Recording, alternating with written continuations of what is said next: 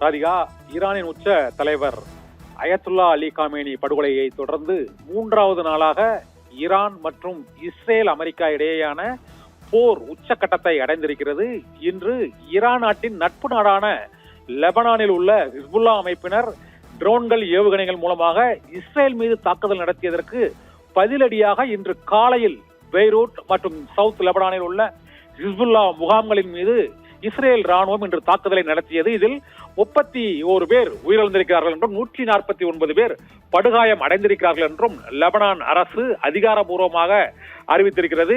ஈரானின் நட்பு நாடுகளாக திகழும் லெபனான் மற்றும் ஏமன் ஆகிய நாடுகளில் ஈரான் ஆதரவு மற்றும் இஸ்ரேல் எதிர்ப்பு அமைப்புகள் ஆயுதம் தாங்கிய குழுக்களான ஹவுதி அமைப்பு ஏமனில் இயங்குகிறது, ஹிஸ்புல்லா அமைப்பு லெபனானில் இயங்குகிறது, ஹமாஸ் அமைப்பு பாலஸ்தீனத்தில் இயங்குகிறது.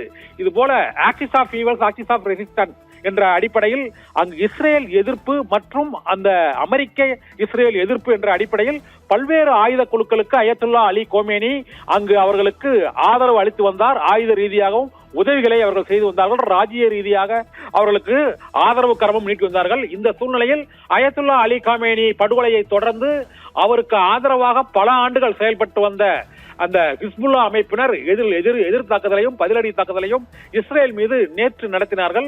இந்த தாக்குதலுக்கு பதிலடி கொடுக்கும் வகையில் இன்று லெபனான் மீது பெய்ரூட் பகுதியில் தெற்கு லெபனான் பகுதியிலும் இப்போது இஸ்ரேல் தாக்குதல் நடத்தி வருகிறது. இதன் உச்சமாக குவைத் மற்றும் பஹ்ரைன், அபுதாபி, இதே போல இஸ்ரேலில் டெல் அவீவ் உள்ளிட்ட பல்வேறு இடங்களிலும் சைரன் ஓசைகள் தொடர்ந்து ஒலித்துக் கொண்டே இருக்கின்றன. பொதுமக்கள் வீடுகளை விட்டு வெளியேற வேண்டாம், பாதுகாப்பான இடங்களில் இருக்க வேண்டும் என்று லெபனான் அரசும் பெய்ரூட் தலைநகரில் அந்த எச்சரிக்கை அறிவிப்பை வெளியிட்டிருக்கிறது. இதே போல குவைத், கத்தார், பஹ்ரைன், சைப்ரஸ் உள்ளிட்ட பல்வேறு இடங்களிலும் இதுபோன்று மக்கள் தேவையின்றி வெளியே வர வேண்டாம் என்ற எச்சரிக்கை ஒளியை அறிவிக்கும் அந்த சைரன் கார்கள் தொடர்ந்து அறிவிப்புகளை வெளியிட்டுக் கொண்டே வருகின்றன. வளைகுடா நாடுகளில் உள்ள அமெரிக்க கடற்படை தளங்கள் மீது ஈரான் இப்போது முழு வீச்சில் தாக்குதலை தொடங்கி இருக்கிறது. ட்ரோன் மற்றும் ஏவுகணைகள் மற்றும் பாலிஸ்டிக் மிசைல் மூலமாகவும் ஆப்ரஹாம் லிங்கன் என்று அழைக்கக்கூடிய அந்த கடலில் உள்ள கப்பல் மீதும் தாக்குதல் நடத்தியதாக கூறப்படுகிறது. இதிலும் பெருமளவு சேதமில்லை. பல இடங்களில் இடைமறித்து அந்த ஈரானின் ட்ரோன் தாக்குதல் மற்றும் ஏவுகணை தாக்குதல்களை முறியடித்து விட்டோம் என்று இஸ்ரேலும் அமெரிக்காவும் தொடர்ந்து அறிவித்து வருகின்றன.